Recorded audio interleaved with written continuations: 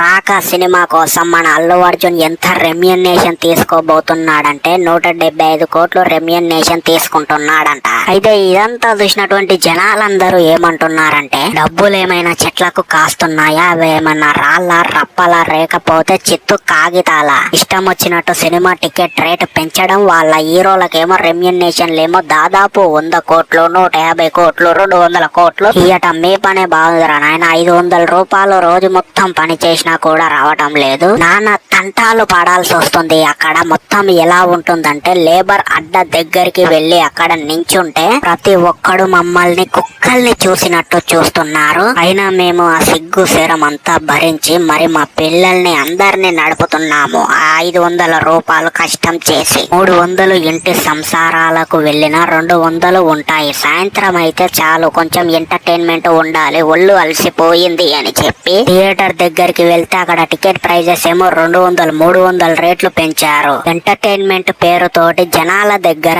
ఈ విధంగా డబ్బులు మింగేయడం అసలు న్యాయమా? అసలు 175 కోట్లు ఎందుకు రా నాయన నీకు? అవే 175 కోట్లు ఉంటే ఒక ఊరిని మంచిగా చేపించవచ్చు, రోడ్లు వేపించవచ్చు, ఊరిని డెవలప్ చేపియవచ్చు. వీళ్ళు హీరోలు ఏం వీకుతున్నారు అని చెప్పి ఇన్నయానం డబ్బులు ఇస్తున్నారు. అవే డబ్బులు శాస్త్రవేత్తలకు ఇవ్వండి, మంచి మంచి ఐటమ్స్ మంచి మంచి కొత్త ప్రయోగాలు చేస్తారు, అలాంటి వాటిపైన ఖర్చు చేయండి రా నాయన. ఈ పనికి మాలిన సంత అయినటువంటి సినిమా మీద ఎందుకు ఇంత ఖర్చు పెడుతున్నారు? 175 కోట్లు అంటే ఏంటది? దొరికిందే ఛాన్స్ అని చెప్పి జనాల దగ్గర దోచుకోవడమేనా? అసలు ఏంద్రా నాయన అని చెప్పి ఈ విధంగా అయితే జనాలు అయితే అంటున్నారు ఫ్రెండ్స్.